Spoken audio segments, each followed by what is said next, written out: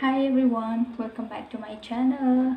Dunia I topic diva ini ki holim diva kahin than chu hile diabetes na e power zun thum iti du dan hin.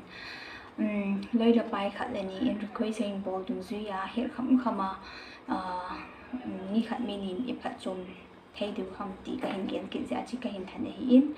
Ai bola azong comment ma khat hin tu ni ina say du chen le diabetes is da ki homam abana ipiti hung kon ham aban le insulin ipi ham glucose ipi ham ita sa chunga ipi to han ham na aban le ipiti ipi ni a pha ham aban le ipiti ki ven de ham medical management nang hin sei pung ka ting na chu doctor ho in a prescribe bung zu ya ai hon in a follow de chu a hi sing na tin topic alut pan taw hitin diabetes is that like hormone tele arhang pi diabetes mellitus akitina diabetes mellitus ahin diabetes insipidus ahin abale gestational diabetes na arhang pi achi thum hi na ki homin diabetes mellitus song hi type 1 type 2 ina ki hom ke into ni ina dio due to diabetes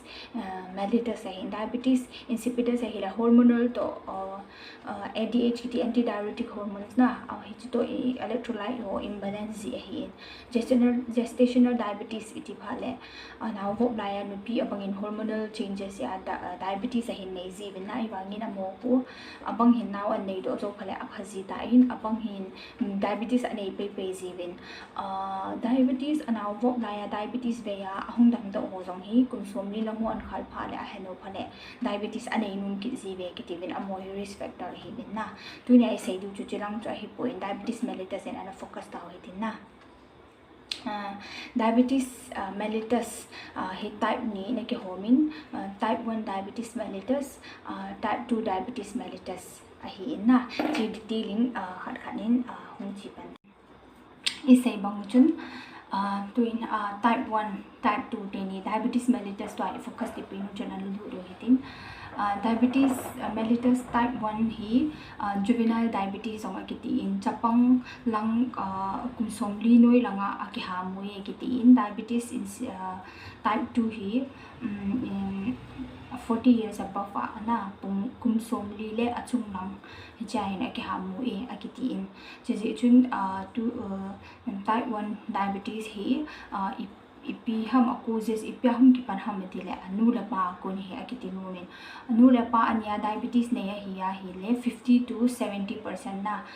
acha in jong akila son the akiti in abane genetic causes hin na chu abane autoimmune disorder jong hi theina virus ham kha chun infection akusa virus ham kha chi ta sa lu na chun immune system hi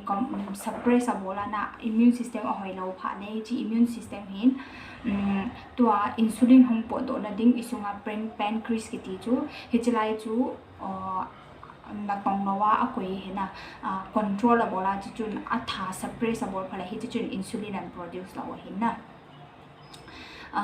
chi jong chu causes kha de hin hi jong chu nu le pa ko na kina son mama genetics cause kha de hin na hang pia causes chu chu hi in amanin insulin hi ipi ham abane glucose ki ti hi ipi ham chu ha khat ana veo tin na ita sa hin hichi I he theina diu wa chun insulin ipi ham glucose ipi ham ti he theina diu chun anatomy neo jakhat hin ve sang ka ting chu ana veo tin abane kan explain de ana veo tin chilaya yellow color ki mo hu chu pancreas ki ti na abane green color ku liver hin chilaya blue color teni hi kidney hi adi chana chu chi yellow color pancreas ki ti pen hun insulin release abol na chi yellow color pen chun insulin an ha do din abana bu isunga kuna ini a carbohydrate hi na ipi jong ini ho chu oi sung hung stomach ako na digestion chilling glucose hung po do ni cha pa na sugar hung ki su de na glucose ini cha ho chu glycogen glucose hung ki su de hin hichilaya pa na glucose to chun chilaya insulin hi ani hana chi hom dil han ding ta ho ki hom han ding ita sa target organ so na thisan gu ya pa na chi hom han ding cell sa ga lu han de hi na hi chi insulin hin cells are lut handing hiji insulin hin chabi handi hina cells handi phale cha angom nam pina cha jo chabi handing chi a hon na chu glucose hong pen hi lut ding a lut na chu chi glucose hi energy provider hi ja chu ta sa vo phe ho a in cells ho hi poi a ding a hi poi mo hi in hiji insulin na hon phale chu lut ding hiji dung ju ya jo tha le jung in ei dio hi na ai wa chi condition a hi to yellow color pancreas na hiji pen jo function lo hi in ka sei ma chi yellow pa hi na pancreas pen chun asu mo he cha ama hin a bol di do la bol da insulin a tha do mong mong lo he ma hin chi ja chu insulin a tha do lo phana chi ini i cha glucose lut ho chu a chang se a hi ama to hin ki thon lo wa tha zunga hi chi hin tha zunga chi a cells wa cha ga lut gut le hi chi insulin hi cha bi hong di pam lo phana cha lut le dinga lut thei da lo a lut thei lo phana cha thisana hi ki ve da ne dan glucose hi na ai ho se dia sugar hi na ki ve da na thi sanai tam che ahung po do cho tam che banga insulin la hung po mong lo chi phana hi I brain hin I ho hin kidney ko ma hi ga chia kidney chu zo ka sei hon he tinga kidney chu kal ko ma hi ga chia ho hin ka thi ta sa chunga thi sana sugar atam ba tai glucose atam ba tai filtration bolo lo in ha do lo ne thi san a thing ta poi purify na hin bolo lo in ati he je ja hi kidney kal te ni hin a bol di do cha ki bola filtration gang chana a bol le cha chu filtration a kan ja izun so jing izun a ha su chana chu hilanga idang cha jing ke gil jing na a ki tam tha do ja chuna chu hin chi ja chu diabetes ne ho hi azun so jing a ma le adang lu cha jing hin chukit le hechilanga a cells glucose in cells am lo phana chu ta sa chun tha le jung la le di he ta lo na cha chu ta sa la sam hal na hal cha khat chom cha khat I to jung le ki dal pe hi na a ban le diabetes ho hin infection tina ham aki ar kha ojong le won healing to adam ho ha hi na aji chu nerve kiti hi chi aban le cells ho adam na dinga hin bol di ho chu hi chu jong chu aga to kha pe hi na insulin sugar a thun ta ro phana cha to di do ta sa ho hin a to thei loi tan chi ja chu I ta sa chunga I ki ar kha na ham phiam kha im jong le mo dam lo hi na su insulin problem ne ho chu aban ai chi type 1 diabetes adinga hi adam doida ngam po in insulin hung po do lo pancreas in insulin an tha do lo a hi ja chu treatment da ngam po in doctor ho in insulin pam nga pa na akisim thu lo insulin an pi chu ka du di hin chu an ki ka du pha le insulin hiji a ki ka sa insulin da tin hilanga ini o sugar pain chu ki hon kom koma insulin chun cha bi honing sugar chu dem chu a treatment hin chu a ki zan na he adang I ma upai da ngam chung po in abale management hi diet ho hi alang yin ya hong ki bangli hi ji chen type 2 se phara diet ho kan se pe di hin na chu hi type 1 na alang pi na tu in type 2 in diabetes mellitus na type 1 hi insulin dependent akiti na abana type 2 hi insulin resistance of kiti he 2 in abanin type 2 abanin type 2 analu pe hitin type 2 hi insulin resistance na type 2 hi in as a why say you pancreas na hi chi pen hin pancreas yellow color pen chuna pancreas hin insulin jong al ha do tho ai wanga atam ha do lo hi na abale glucose ini cha ho jong chu chi so a hi chi to hin ki thon ai wanga insulin hin 100 zakhat aso do dila hi songa songbu mo so do hin chi ja chu ita sa chunga target cell cha cell sa ka chi hon de a chi hon pha la hin insulin ho chun cha bi hon wa chu glucose talanga zakhat a hong le insulin hilanga songa hong ja cha ratio ke bang talaw chi ja ko a hon wanga chu sugar chu abona cells wa chu lu thei lo hi na a lu thei lo ja chu hal khat ta sa lut ai wanga hilanga ahung do sun insulin ho cho abang chun cha bi jong a hon kit lo na a to du do cho thasi de do a to ke no hin chi za chu hilanga insulin ho sugar chu ita salanga cha li khang jing na hilanga I phia dong chu lu tho ai bang hilanga khang tho na chi za he brain hin ta sa ho hin enough sugar glucose a receive di za no chu na a chan bi do lu chu chang lo chi za cho tha le jung anei lo hin chi za cho mo hin signal a pi ki wa brain ko ma hi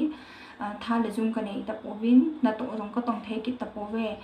sugar nin pi be win energy tha le jung ka nei na di rin atela hi chi brain hin ga chi a liver hi chi pen hi cha ya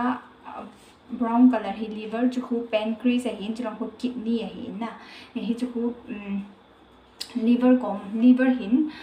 store bozi hin insulin ni changa ani ho iman bar lo hu liver a hi ta I hon chang panga thiri ki khol ta bang ma hona ki khol hi in chu brain hin